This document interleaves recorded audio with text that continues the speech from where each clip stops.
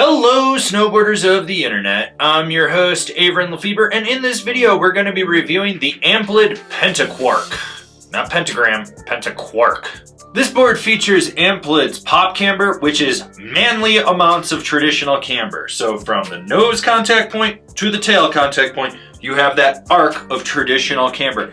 This is going to give the load, pop, snap, and drive of this board. This board is only available in 158. I rode this board at Copper Mountain on a day that was overcast skies with pockets of blue, moderate winds, cooler to slightly warmer temperatures as the day went on. You had firm, fast, frozen corduroy that turned into soft and creamy corduroy. There was chunder, ice, wind-blown lumps of snow, a few death cookies. It was kind of just a mix of spring-like conditions, and I rode it with my Rome Black Label bindings and my K2 Thraxis boots. This board is stiff, but it's not a full-blown plank. You do have a directional flex to it, so that does mean slightly softer nose, and I mean slightly softer nose, that just progressively stiffens back up through the tail. There's a little bit of torsional give, but not a lot. It still remains fairly rigid. Now, the big thing to talk about with this board is the stability from that anti-phase technology that Amplid uses. You pretty much kill off any chatter that would happen in the nose. It's just gone before it even hits the front foot. You don't notice it. Now, when you're riding along and just hammering at Mach 10 through like chunder, rutted out terrain and whatnot, you feel some chatter underfoot, but it does not affect this ride at all. Overall, it's a very stable, damp, lively ride. They figured out a way with that anti-phase technology to dissipate that chatter to dampen the ride, but not kill it and make it a dead turd.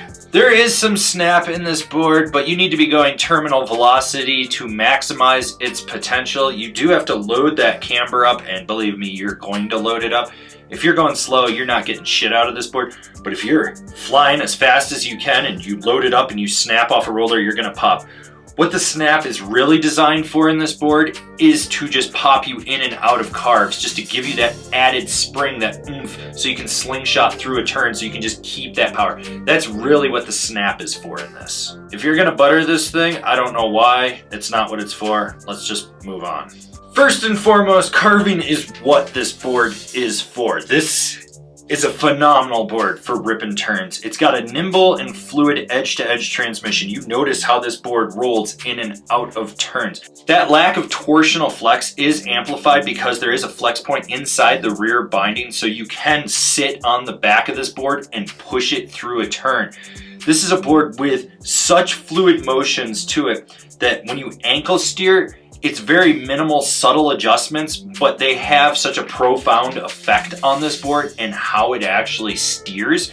This is a board that if you want to lay it over on edge, you got to be a little more calculated, but there's nothing wrong with that, because once you make that calculation and you understand how you're going to drive it, you push into the carve, you throw your hip forward, it engages out at that contact point, you're steering it slowly underfoot, then you hit that flex point by the rear foot. That's where you sit and put all the drive just to change that apex of the carve.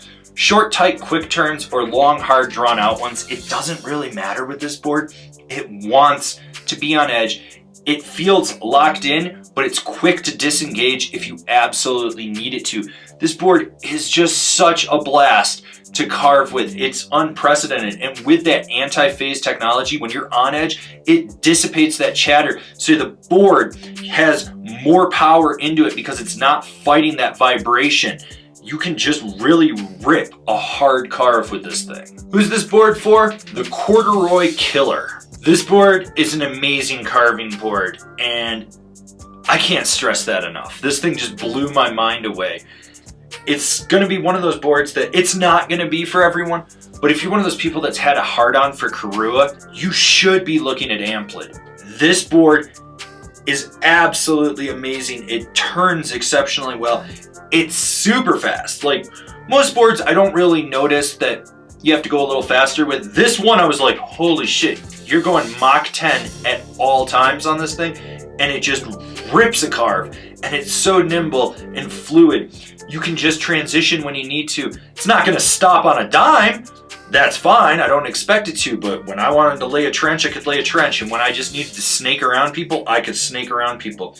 This thing is an underrated carving gem.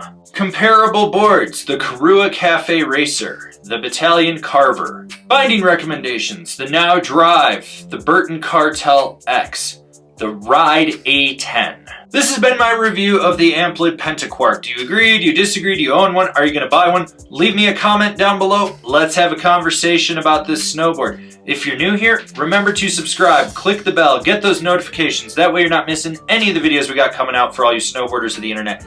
And if you really like what we're doing over here and you want to support us further, swing on over to Angry Snowboarder VIP and become a member. I could tell you more here, but I got a video over there that explains it so much better. As always, I've been your host, Avran LeFeber, and I'll see you in another video.